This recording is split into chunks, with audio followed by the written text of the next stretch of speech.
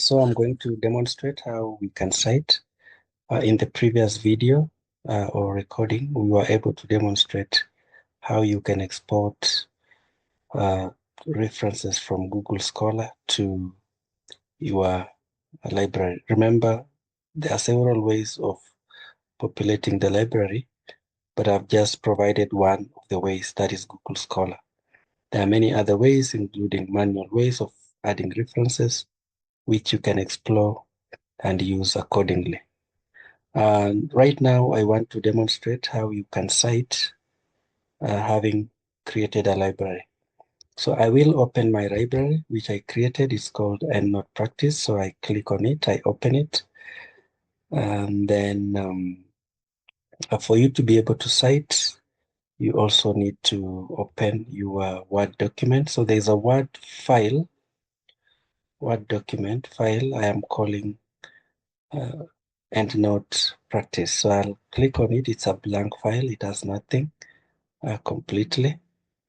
And remember that my topic is on gasification. I was able to create a library of 3 references.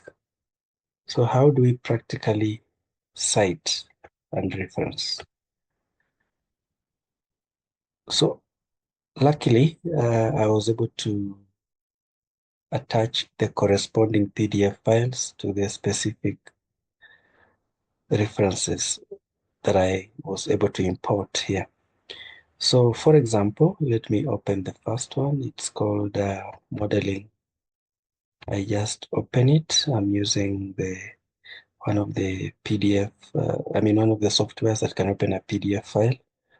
So here it is, and I'm running through this paper. I'm reading it. And I go through the first sentence, which says that the world is facing, uh, a major energy crisis in the recent years, or rather, the world is facing a major energy crisis in the recent years. Alarming increase in climate change and global warming has been attributed to the exploitation of fossil fuels. So I am interested in having this statement to appear within my words, so I want to cite it. So usually it's not allowed to cite, or rather to copy and paste, because this contributes to plagiarism, something we are totally against. So what we want to do here is to paraphrase this statement, and then we insert this citation, or rather where we are getting this information from. So there are several ways of paraphrasing, but for now I can just paraphrase it by reading it the way it is. So the first sentence says the world is facing a major energy crisis in the recent years. So I could paraphrase this to read, in the recent years, there has been a major challenge associated with energy crisis. So I'll just type that. I'll say let me just use Times New Romans. Okay, let's make it 12. Okay. Yes, so we can say in the recent years, there has been a challenge associated with energy crisis. So where am I getting this statement? From this particular reference here, modeling. So if I want to cite, I will look for my, my, the reference where I'm borrowing this information from. The author is called Barua Dipale and others. So I click on the end of this sentence here, right at the end of it, just with a space there. I make sure my cursor is pointing right here. Then I go back to the EndNote library.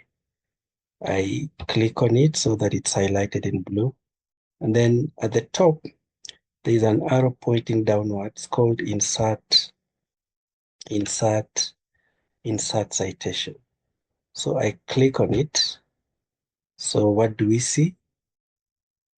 Let's wait and see. So you can see that it has cited the library using the APA 6th format, which I'm using. If I click here, you can see that I'm using the APA 6th reference style. There are other styles such as IEEE, Vancouver, etc. But for the purposes of this demonstration, I'm using the APA style. So we have that statement cited properly, and there it is.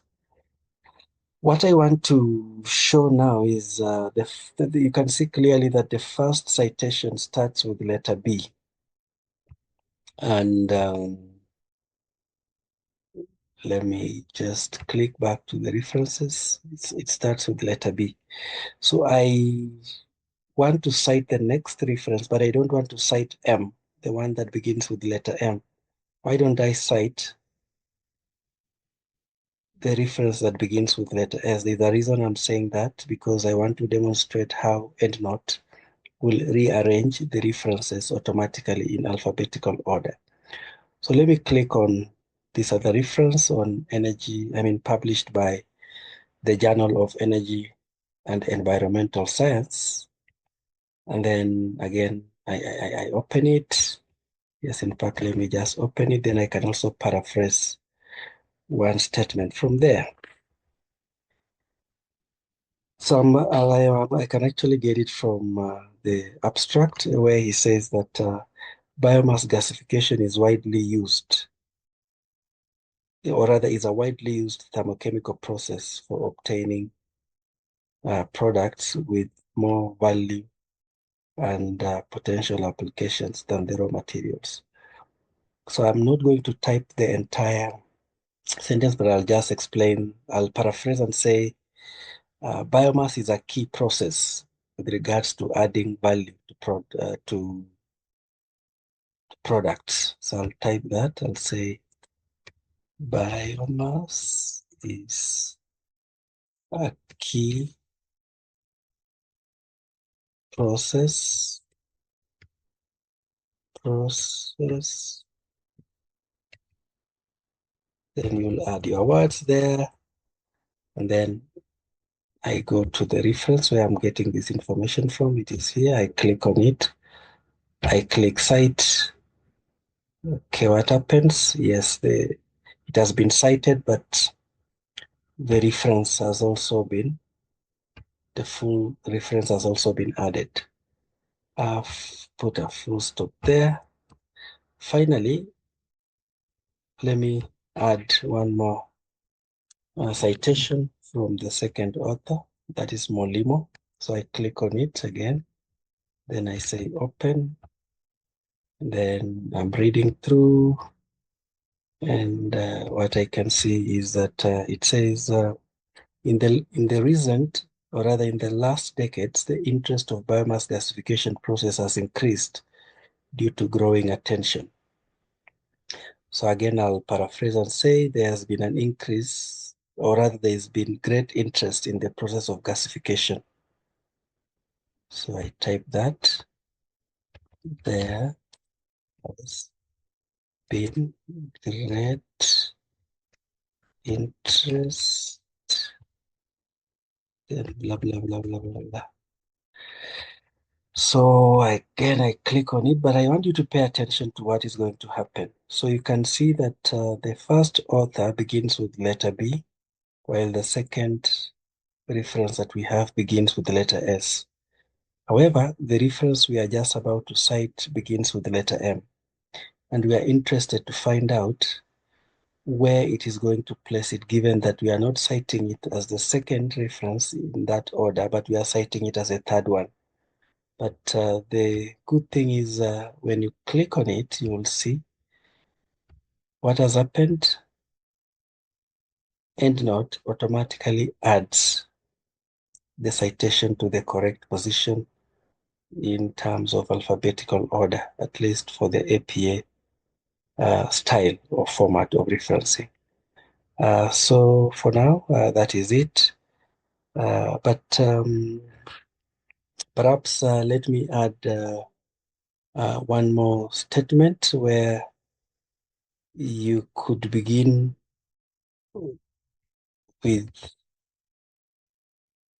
let me add one more important information that is related to how you begin your citation. Usually when you begin with words like according to, let me use the first reference for demonstration, Bauria.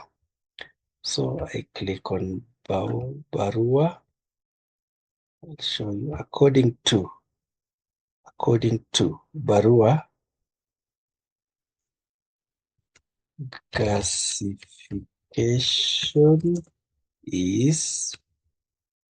Now we expect that when you begin the citation with such words such as according to, then you need to modify the manner in which you cite. So you don't have it appearing as it is here. This is the default. So you modify it by double clicking on the citation. You double click in the middle and then you click edit citation. You click edit citation, and then what is ticked here is the default format, whereby the year appears at the end. But here you have to click display as author and year. So you click display as author and year, and then it paraphrases itself. So according to Bauria and Bura, 2014 classification is. So that is how basically we can cite. But